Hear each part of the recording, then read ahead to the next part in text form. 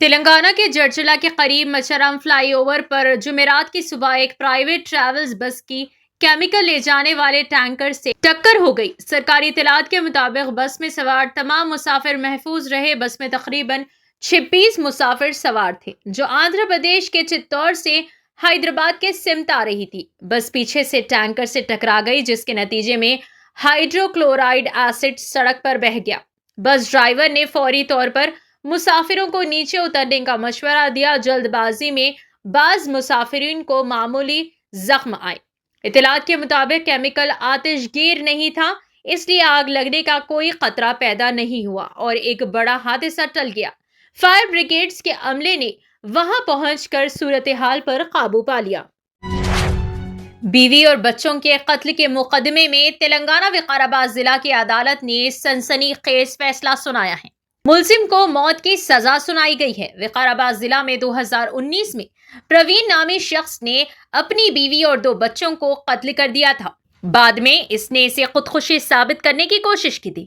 تاہم اس مقدمے میں ملزم پر جرم ثابت ہونے کے بعد ضلع عدالت نے اسے پھانسی دینے کا حکم دیا ہے۔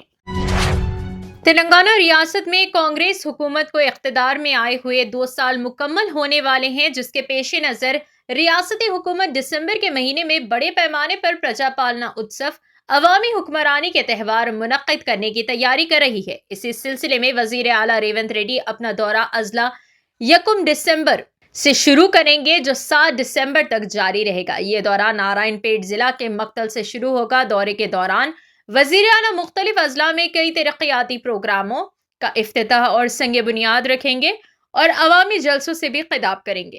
اس دورے کا بنیادی مقصد کانگریس حکومت کے 2 سالہ دورے حکومت کو عوام کے سامنے پیش کرنا اور ریاست میں جاری فلاحی و ترقیاتی پروگراموں کو مقبول بنانا ہے۔ تلنگانہ کے وزیر اعلیٰ جناب ریونت ریڈی کی ہدایت پر عمل کرتے ہوئے تلنگانہ سرکار کے اعلیٰ سطحی وفد نے حکومت ہند کے نمائندوں سے اہم ملاقات کی، جس میں حالیہ سعودی عرب واقعے سے متعلق انتظامات کا تفصیلی جائزہ لیا گیا۔ تلنگانہ وفد میں منسٹر محمد Azharuddin, MLA Majid Hussain, secretary B Shafi Ullah اور دیگر متعلقہ عہدیدار شامل تھے۔ اس وفد نے حکومت ہند کے نمائندوں سے ملاقات کی، جس کی قیادت آندھرا پردیش کے گورنر جناب ایس عبد النظیر، وزارت خارجہ کے سیکریٹری CPVNOIA جناب ارون کمار چیٹرجی اور مملکت سعودی عرب میں ہندوستان کے سفیر ڈاکٹر سہیل اعجاز خان کر رہے تھے۔ Telangana state election section SEC مقامی ادارہ جات کے انتخابات کے شیڈیول کے اعلان کے لیے پوری طرح تیار ہیں۔ امکان ہے کہ پنچایت انتخابات 26 یا 27 نومبر کو منعقد کیے جائیں گے، جبکہ گرام پنچایت انتخابات 3 مراحل میں 11، 14 اور 17 دسمبر کو کرائے جائیں گے۔ الیکشن کمیشن نے حال ہی میں تمام ضلع کلکٹروں کے ساتھ ویڈیو کانفرنس منعقد کی، جس میں انتخابی انتظامات کا جائزہ لیا گیا۔ کمیشن نے کلکٹروں کو ہدایت دی ہے کہ انتخابات انتہائی منظم، شفاف اور پرامن طریقے سے منعقد کیے جائیں۔ کار کو سائٹ نہ دینے پر RTC ڈرائیور پر ایک شخص کے حملے کے واقعے پر کمشنر پولیس حیدرآباد VC سجنان نے سخت رد عمل ظاہر کیا۔ راجنا سرسلہ ضلع میں پیش آئے اس واقعے کی ویڈیو کے وائرل ہونے پر سجنان نے جو سوشل میڈیا پر سرگرم ہیں نے شدید رد عمل ظاہر کیا۔ انہوں نے کہا کہ دوران ڈیوٹی سرکاری ملازمین، خواہ وہ پولیس ملازمین ہوں، اساتذہ ہوں یا RTC عملے پر حملے، دھمکیاں یا رکاوٹیں ناقابل برداشت ہیں اور ایسی حرکتیں کسی صورت برداشت نہیں کی جائیں گی۔ ایسے واقعات کو معمولی نہیں بلکہ سنگین مجرمانہ حرکت سمجھ کر ہی نمٹا جائے گا۔ سجنان نے بتایا کہ سرکاری ملازمین پر حملہ BNS بھارت نیائے سنہتا کے دفعات 221، 132 اور 121(1) کے تحت سنگین جرم ہے۔ ایک بار کیس درج ہو جانے کے بعد پاسپورٹ جاری ہونا، سرکاری ملازمت حاصل کرنا اور آئندہ کے مواقع سب خطرے میں پڑ سکتے ہیں۔ انہوں نے خبردار کیا کہ کچھ دیر کے لیے برہمی کے عالم میں کی گئی غلطی پوری زندگی نقصان دہ ثابت ہو سکتی ہے، اس لیے عوام ضبط اور ذمہ داری کے ساتھ پیش آئیں۔ میلردیو پلی پولیس اسٹیشن کے حدود میں واقع شاستری پورم کنگز کالونی میں آج ہائیڈرا حکام نے ایک اور اہم کارروائی انجام دیتے ہوئے بم رکٹ الدولہ لیک کے FCL اور بفر زون میں قائم غیر قانونی تعمیرات کو منہدم کر دیا۔ ہائیڈرا کی ٹیم نے متعدد غیر مجاز ڈھانچوں کو موقع پر ہی گرا دیا، جس سے علاقے میں کافی ہلچل دیکھی گئی۔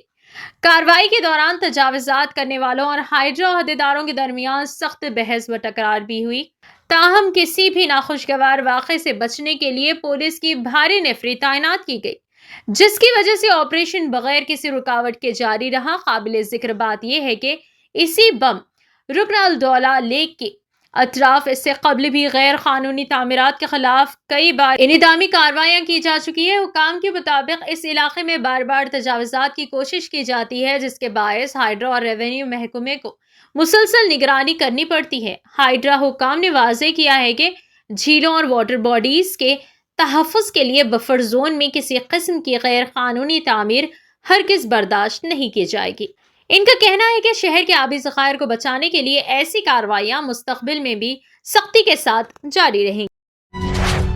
سول سپلائی ڈپارٹمنٹ سرکل 2 یاقوت پورہ کے اے سی ایس او سریندر نے راشن کارڈ ہولڈر سے اپیل کی ہے کہ وہ فوری طور پر EKYC مکمل کروائیں۔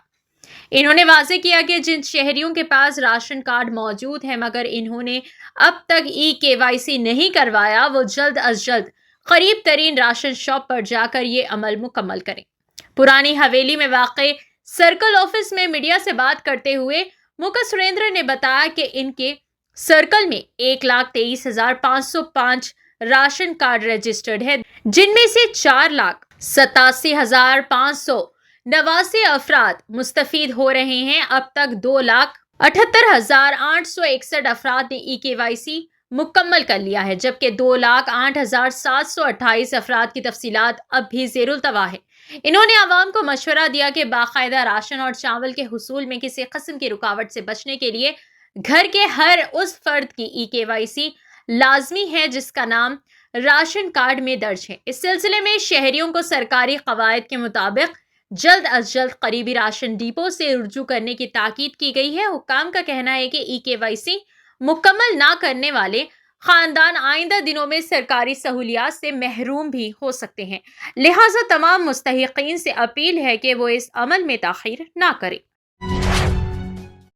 فی الحال کے لیے بس اتنا ہی۔ دیکھنے کے لیے شکریہ۔